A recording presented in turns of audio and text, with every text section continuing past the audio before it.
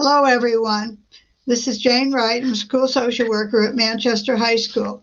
There are four social workers in total: Marie Michael Rogers, Maria Papa Rivera, and Gary Seska, and three school psychologists, Michelle Crandall, Dave Moyer, and Kathy Williamson. We have an intern, Emily McVeigh. Our student support services feel there's a lot going on in the high school and in the community at large and want to share some information with you.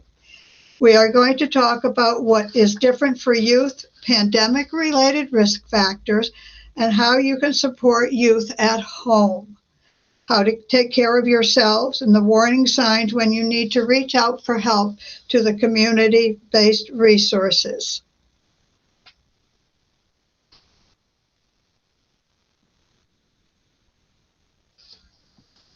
Hi. So as Ms. Wright just said, I'm Emily McVeigh. I'm Mr. Seska's intern for the year. And the picture you're seeing is highly relatable to youth during the pandemic right now. Going to school through a screen and through masks, through plastic, it's kind of feeling like a bad sci-fi movie at this point. And yeah, that picture is just really relatable to what's going on right now. So there's a lot of things different for young people right now, especially. COVID's changed pretty much everything, and very little is the same. So everything from holidays to school activities to milestones that we look forward to have really been changed. And young people really feel the effects of this pandemic in kind of a different way. It may not necessarily be the same as adults. Major social support for young people is school and teachers, and not being able to see people in person is having a profound effect on the social supports of young people. And young people might also not have the same vocabulary or ability to articulate what they're feeling. So it may be difficult to talk about what they're feeling, and they may honestly not have an interest in doing so. I don't know, not every teenager wants to share with their parents everything that they're thinking all the time. So the brain of young people are still developing into their 20s, so we're going to be seeing effects of this for a while, but they may not necessarily have all the tools and coping skills to handle this kind of stress. Like I said, their support system is greatly diminished. Going to school through a screen and talking to your friends on Zoom is not the same thing. There's a lot of things that we're missing out on. I know I personally missed my own graduation from college. There's a lot of students that are dealing with not having field trips, birthdays, school events that they've been looking forward to for years, that we've all kind of taken for granted they're not going to get to have, and that's kind of a huge loss for young people. And there might need to be some sort of interventions to help young people process these emotions, because our default is to kind of hold it in and not talk to other people, and that can be a problem. So yeah, that's what I got. Hi, everyone. I'm Gary Seska, a school social worker here at the high school. And I'm going to be talking about risk factors that youth are being to be conscious of for youth, but also for all of us. And in this cartoon, I think I feel like how Woody looks. And I know that I could benefit from a visit from Buzz Lightyear if he could help with things. That I think we all might feel that way. So here are some pandemic-related risk factors. People are concerned about direct exposure of COVID to self, family, or other relationships in their lives. In a recent New York Times article reported that researchers say most Americans know someone who has had COVID, and about a third of Americans know someone who has died of the virus. There's also fear of contagion for self and others. the students and staff being quarantined. Now the district has moved to full remote learning into January. And there's news reports, just general discussion wherever people are together, and this can all add to worry. The concept of social isolation, which Emily spoke to just prior to this, is a huge impact on young people. One thing of note that I did want to mention is that schools have been one of the safest environments across our country, and in-school transmission of COVID has been very low. There are also economic impacts of the pandemics. Economic impacts could include impacts on income, employment, housing, basic needs. 160 plus towns in Connecticut are in red alert, high risk for COVID transmission. So increased restrictions and impacts on finances are a result for many families. That could include loss of jobs, loss of income, fears of eviction, and food insecurity, among other factors.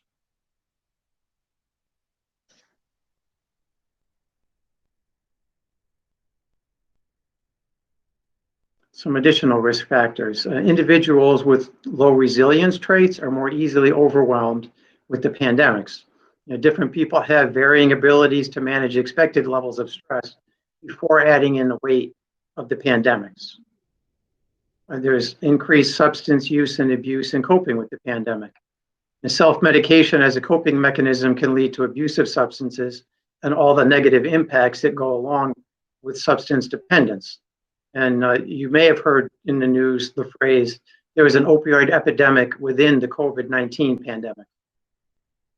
There's also documentation of increased conflict in homes due to social distancing. Instances of domestic and intimate partner violence have risen over the course of the pandemic. It's just plain harder to take space, and it's harder to access resources that help people to maintain positive relationships. There are also increased incidences and intensity of racial injustices and tensions. And this results in negative impacts on emotional and overall well-being, with increased risk of negative impact on students of color. And there's been a pattern of dramatic polarization and violent actions around multiple issues across our country. It's hard to make sense of and feel safe for anyone, but especially for young people.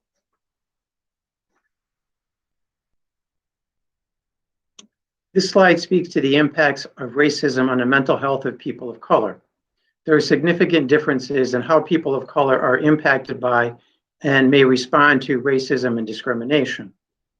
Racial trauma can increase the risk for people of color meeting the criteria for post-traumatic stress disorder. Psychological science suggests that people who experience race-based stress and trauma frequently have similar experiences to people who have PTSD. Distress can include flashbacks, hypervigilance, nightmares, heart palpitations, poor sleep, and overall heightened anxiety. There's the concept of generational trauma, where traumatic circumstances that started decades before the current generation and has impacted the way individuals understand, cope with, and heal from trauma. The relatively new field of epigenetics is indicating that physical changes can be passed down from parent to child, directly affecting the genes that control risk for conditions like anxiety, depression, diabetes, and obesity. The experience and/or observation of racial discrimination increases stress levels of children and adults of color. Discrimination and racism can lead to chronic toxic stress and shape social and economic factors that put people at increased risk for COVID-19. Recent data indicates that Black, Hispanic, and Indigenous Americans have higher numbers of COVID-19 cases, hospitalizations, and deaths relative to other groups. An NPR news report on Monday indicated that Black Americans are dying of COVID at double the rate of white Americans.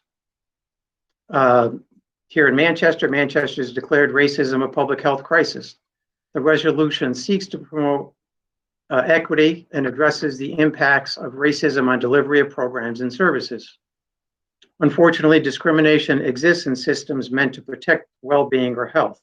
Examples of such systems include healthcare, housing, education, criminal justice, and finance. I'm now going to pass it on to Ms. Williamson. Hi, everybody. My name is Kathy Williamson, and I'm one of the school psychologists here. So before we move on to what I'm going to talk about, which is basically how do we support our youth with all of this that's going on, I just want to revisit something Emily said earlier about this being a period of time where the teen's brain is still sort of under construction. It's in development.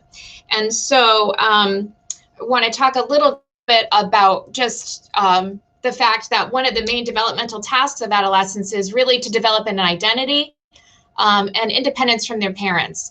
And so even without all of this going on, without all of the racial stuff going on, without the pandemic, this is typically a very challenging time of development to begin with. Usually teens want to spend more time with friends and less time with parents. They tend to feel things more deeply. They're trying to understand their own feelings. They tend to be kind of an argumentative bunch to begin with. And the changes brought upon by COVID in particular make all of this even more challenging for them. Not being able to escape from parents can feel like a teenager's worst nightmare. Kids might feel like they're being grounded for months.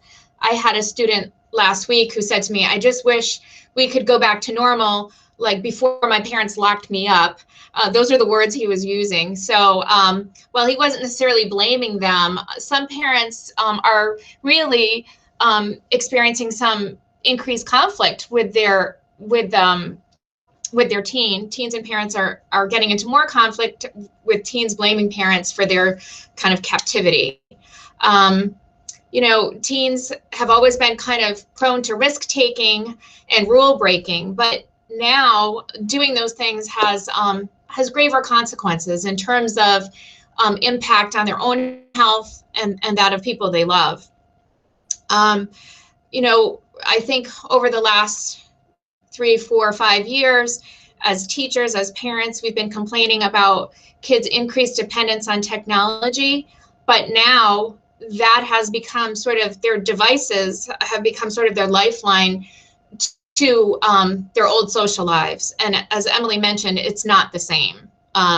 It's what they have, but it's certainly not a substitute. So on this next slide, I want to talk a little bit then about, how we can support our youth. At school, we're making a real concerted effort to ensure that kids feel connected to at least one adult. At home, encouraging healthy habits is strongly recommended. So the hybrid schedule and having to be present for a lot of students, learning at different times has made it really difficult for them to really establish and maintain a healthy sleep schedule. So the predictability, the routine that really helped them function in the past, the need to be up at the same time every day is kind of gone. Kids are up late, often on their screens, and we know that screens impact sleep. And so most teenagers may need help in developing a healthy schedule and sticking to it. And again, while we don't want them socializing with peers on technology at all hours of the night, as parents, we also want to encourage them to maintain some type of connection with peers. And during this time of remote learning, that seems to be by phone or technology. During the coming winter months, we're all going to be indoors more, maybe promoting engagement in a new hobby or some type of constructive activity. Something that gets them to leave their bedroom is highly encouraged.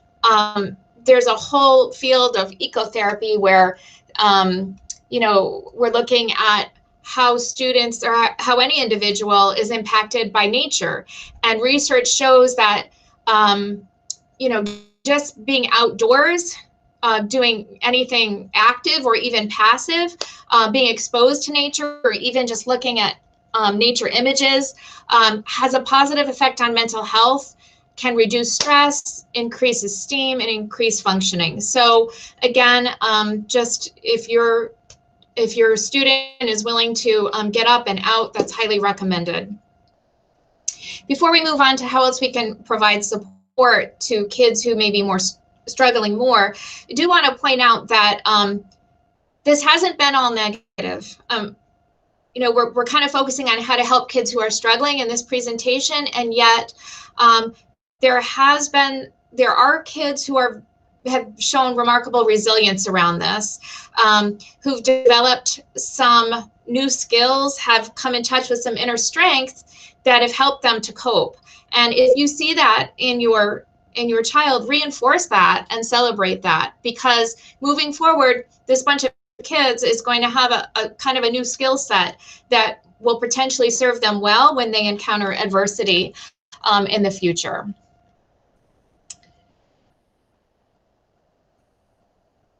Okay, so more about providing support at home. Most teenagers don't prefer to spend time with their parent, but it's really important to seek opportunities when you can talk openly with your child about what they may be experiencing. This has, for many of them, resulted in a major disruption of their high school experience and some loss. And they likely need the opportunity to sort of talk openly about feelings of anxiety and sadness and loss. So just let them know you care and you're there to help them.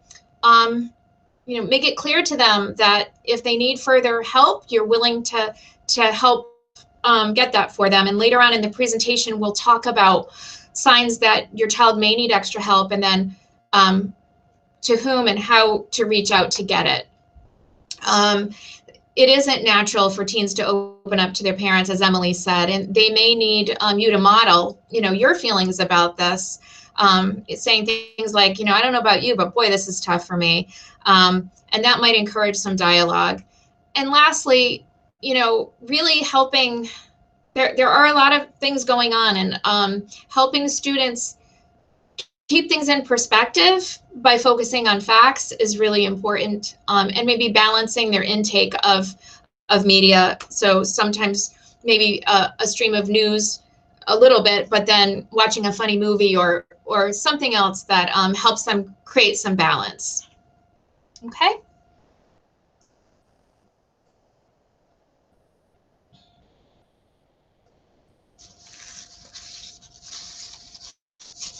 Hi, so I'm Michelle Crandall. I'm a school psychologist at Manchester High School and at Bentley Academy.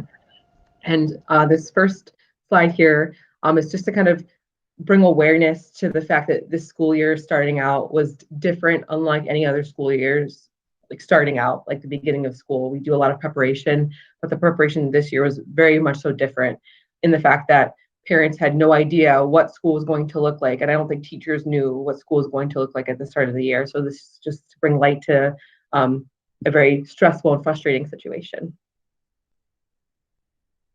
Another funny cartoon to bring light to another stressful situation for parents and families is trying to figure out whether or not to keep kids home or to let them come into school and be a hybrid student.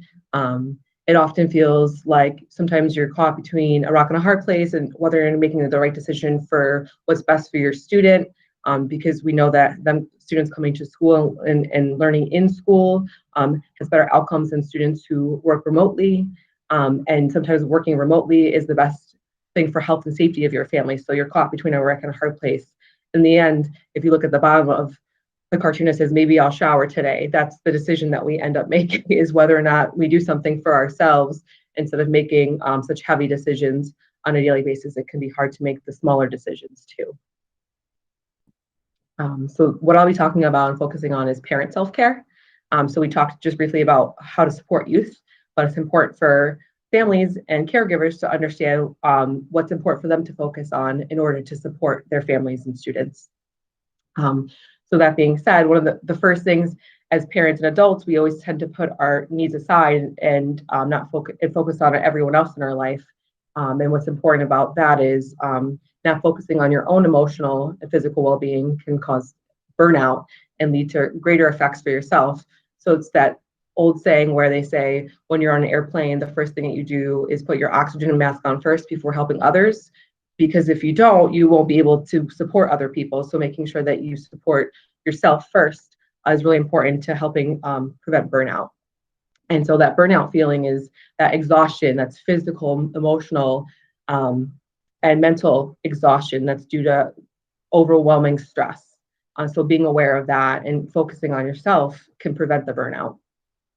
Sometimes as a result of burnout, another form of trauma for families and parents and caregivers is secondary trauma. And that's something that happens when you are dealing with people in your life that are telling you stories about the trauma they experience, or you're helping someone with their own traumatic experience and helping them through that. And as a result, you can experience trauma yourself from others' trauma. So being aware of trauma in general is really important for people who've had histories of trauma in their past, just because that can bring light, like that can surface your old trauma and make you more vulnerable to current crisis going on and experiencing trauma again. So when experiencing crisis or traumatic experiences, there's different types of physical, cognitive, and emotional reactions. So just to quickly go through and kind of make you more aware about the types of reactions you can experience when going through a crisis. Some common ones are an inability to stop thinking about the crisis. So being so focused on what's going on that you lose sight of everything else going on in your life. And I know with the epidemics going on at the moment, it can be hard to kind of focus on family first and not necessarily worry about all the stressful things going on. But those are some cognitive reactions related to that. Also, an inability to make decisions. So back to the rock and a hard place, struggling with stress and trauma can make it hard to make decisions that are like hard decisions. Physical reactions are being tired all the time, exhausted, digestion issues, having aches and pains, difficulty sleeping, loss of appetite or overeating. Emotional reactions could be excessive worrying, anger or rage, irritability, having distressing thoughts and dreams, or even suicidal thoughts or severe depression. And lastly, behavioral and social reactions are substance use or alcohol use, withdrawal from current relationships with families and friends, an inability to return to normal activities like a normal job routine. So when worrying about all the stress that we're dealing with the epidemics and crisis going on, it's important to worry about, to focus on ourselves and provide self-care to ourselves as parents and families and caregivers. So there's different types of self-care. And so it's important, there's physical, emotional, and social self-care. So physical care is making sure you're engaging healthy eating habits, drinking plenty of water, getting exercise. I know with the cold weather, it's difficult to get out there, but having more activity involved in our life, even if it's indoors, and making sure we're sleeping well. Some emotional self-care is knowing your limits. So when talking about helping others through crisis or hearing others through crisis, knowing when you're involved in helping others, you've met your limit when it comes to dealing with emotional or physical well-being of other people. It's okay to ask for support from other family members or other friends, or recognizing that you need other more direct support, like getting help through mental health resources. Also recognizing that your emotional responses are normal and you're not the only one experiencing it, but other caregivers and other family members are going through similar reactions. Also normalizing your own reactions to your children and the students that that we're working with can also be a support, so that they understand that it's not just them or you going through that. Lastly, social self-care is experiencing normal routines, trying to get back into a normal routine. I know Ms. Williamson talked about helping students kind of find their own routine now with the remote or hybrid learning, but that's very important with normalizing social behavior, staying connected with friends or family, or using other resources within the community like school support or faith if you go to church with pastors. I'm also making sure when you're at work, debriefing your day with your colleagues can really do a lot with going home and not taking any of the emotional stress that you're experiencing from work home with you. I think that's something that I myself have to remind when I'm dealing with some stressful things going on at work. Debriefing with my colleagues before going home is something I find really helpful. So what's important when worrying about our physical, emotional, and social reactions is when our reactions to crisis situations warrant the need for extra help outside of our current family. or friends or support system.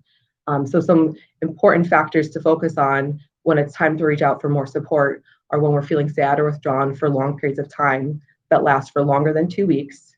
And those sometimes are symptoms of depression, feeling out of control, engaging in more risk-taking behaviors, especially with substance use, sudden onset of feelings of fear that have no cause. And sometimes that can show up in physical symptoms like racing heart, physical discomfort, or fast breathing. Also, when we're showing unhealthy eating habits, sometimes there's significant weight gain or loss. And when those are significant, it's important to reach out for support. Drastic changes in behavior or personality with those fits of rage, sleeping patterns, sleeping too much or not sleeping enough, severe mood swings, especially in ourselves. And this is also important when working with our students and your children. Noticing those severe mood swings is really something that signifies there's something else going on. Repeated use of drugs and alcohol, like I said before, difficulty concentrating at work or in school, intense worries or fears that kind of get in the way of our daily life routines, right? Not being able to go places because of the current pandemic, trying to harm or kill ourselves or make plans to do so. So not just with ourselves, but with our students, we have to be aware of that.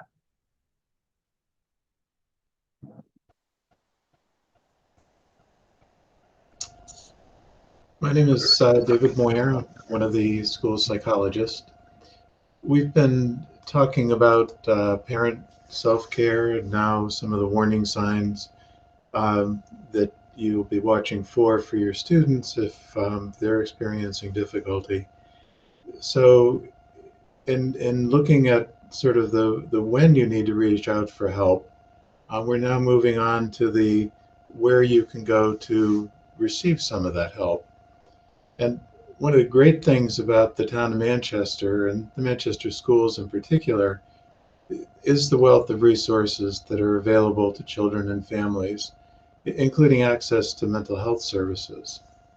Here at Manchester High School, each student has a school counselor who assists in the development of their academic program and supports that program.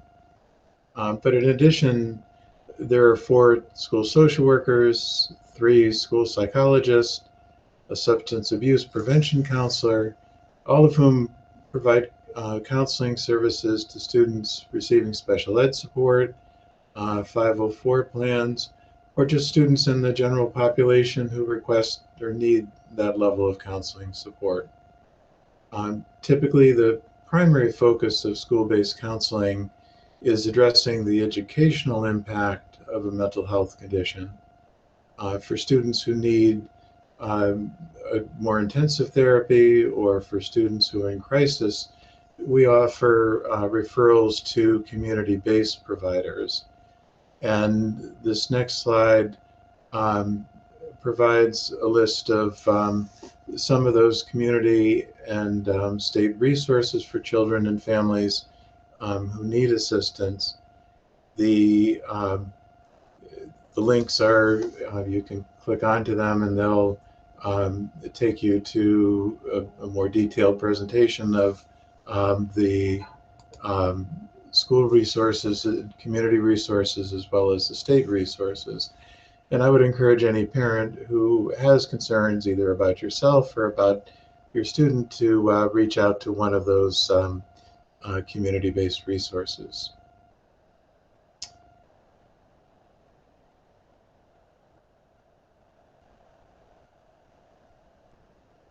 And what you see there on the screen now is the list of some of the community-based resources.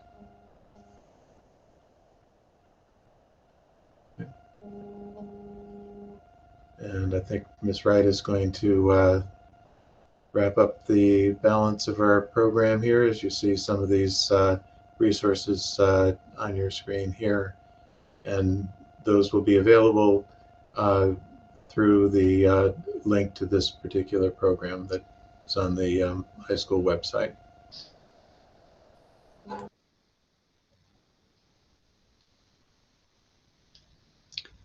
Thank you for watching the video. Please reach out to any one of us if you have questions or need help. Thank you and have a nice evening.